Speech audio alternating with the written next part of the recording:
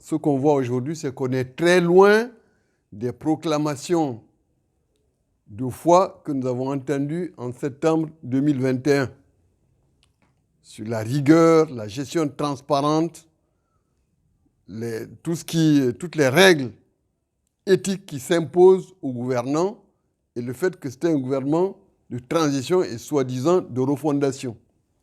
Et aujourd'hui, tout ce que nous voyons est un système qui n'est que la continuation avec des rafistolages par rapport à l'ancien système corrompu, ethniciste, violent et qui n'hésite pas et qui règne donc par la dictature, par la force. C'est exactement donc ce qui apparaît donc aujourd'hui. Et ce qui s'est passé l'autre jour à Symphonia n'était que le symbole, l'illustration de cette situation qui est extrêmement malheureuse. Et je vous rappelle donc que des gens, on n'a pas, nous, dans notre civilisation, plus sacré qu'un mort, que l'enterrement. Ils ont cru devoir disperser un cortège d'enterrement au gaz lacrymogène et tout ça.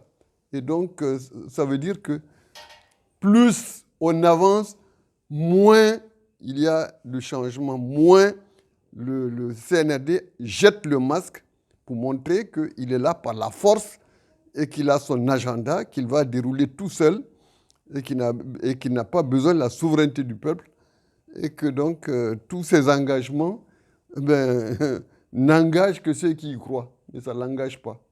Est-ce que vous croyez que le chronogramme sera respecté, le chronogramme de 24 mois qui doit finir normalement en 2024?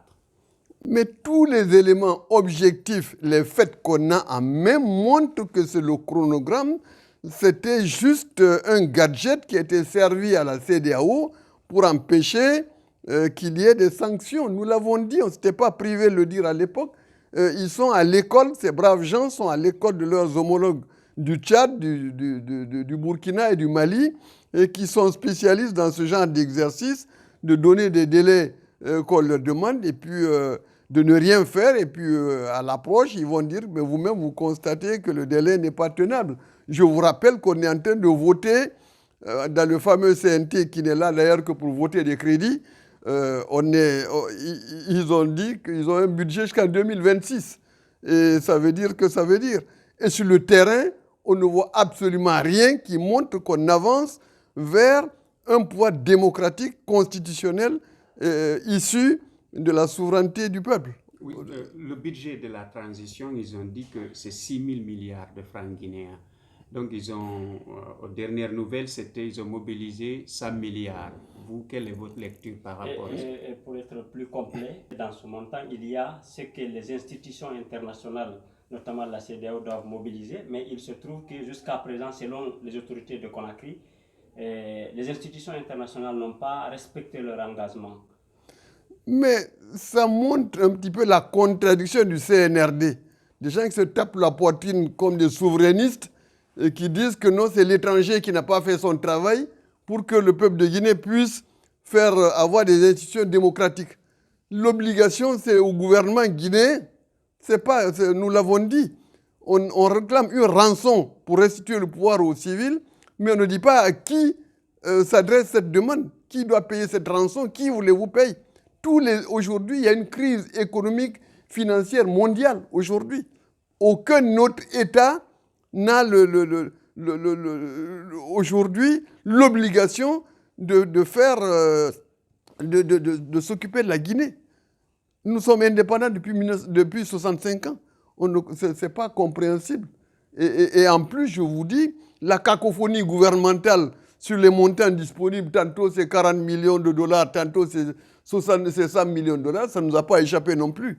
Et où sont logés ces 100 millions de dollars, personne ne sait, puisque justement, on ne voit absolument rien qui montre que l'on avance concrètement. On fait juste lâcher, on nous lâche juste des petits ballons d'essai. Oui, il y aura un Sénat, machin, tout ça.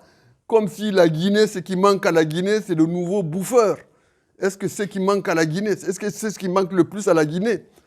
Oui, on va partager le gâteau, beaucoup de gens en avoir, les régions vont en avoir et tout ça. Ce n'est pas sérieux, ça ne nous sort pas des problèmes qui ont amené les crises, la misère dans laquelle nous sommes. Aujourd'hui, nous sommes presque déstabilisés. C'est des milliers et des milliers de jeunes qui s'engouffrent vers les États-Unis, vers le Nicaragua et tout ça. On est presque déstabilisé. Puisqu'il n'y a aucun avenir dans ce pays, le CNRD ne donne absolument aucune visibilité qui montre que l'avenir est ici et pas ailleurs. Et ensuite, toute la gestion est totalement opaque.